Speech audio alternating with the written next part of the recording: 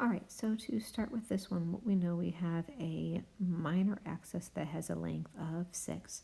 So that tells us that b is 6 divided by 2, or b is equal to 3. Now, the foci. The foci also tell us something really important. So now the foci are inside of the ellipse, and what I have here is it tells us the distance from the center of the ellipse to the foci.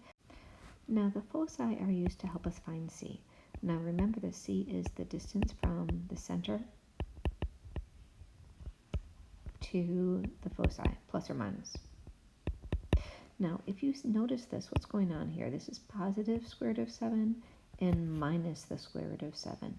So because they're both the same distance out, what that actually tells me is two things. It tells me that c is equal to the square root of 7, and it also tells me that the center of this ellipse is at 2, 0.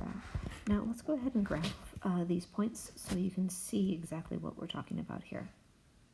Now to look at this as a graph, c is approximately equal to 2.6.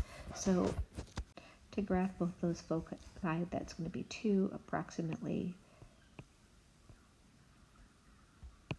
2 comma 2.6, and then down here it's also going to be 2, and then also still 2 and negative 2.6, so somewhere inside here. So you can see that the center of that ellipse is halfway in between those, the foci. Now if you want to find that formula mathematically, you can use the midpoint formula. The center is the midpoint between the foci, or just 2 plus 2 over 2, and that square root of 7 minus the square root of 7 over 2. Both of those values give you 2 over 0. So what do we have so far? We have the fact that we know what c is. We also know that b is equal to 3 up over here. So the last thing we need to go ahead and find with this is we need to go ahead and find a. So to find a, it is the square root of 7 squared plus 3 squared, which is equal to 16. So a is equal to, so to go ahead and write this equation of the ellipse, it's going to go ahead and need to be x minus 2 quantity squared all over 3 squared plus y minus 0, or just y squared if you prefer, all over 4 squared, and all of that is equal to 1. Now let's go ahead and find our vertices and our co-vertices. So with this ellipse, our major axis is here, and from the center of this, because a is equal to 4, I go up 4 and add that to y, and then I go down 4 and add that to the values of y.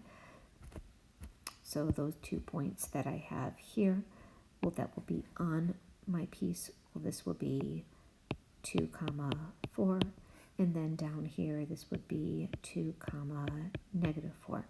Now for my minor axis, I'm going and moving in the y direction, so I'm adding that value to the y value of my center of that circle.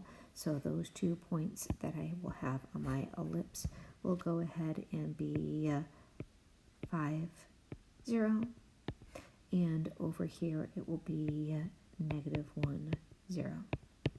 So there again, I can go ahead, and once I have those vertices and co-vertices matched, go ahead and draw in my ellipse.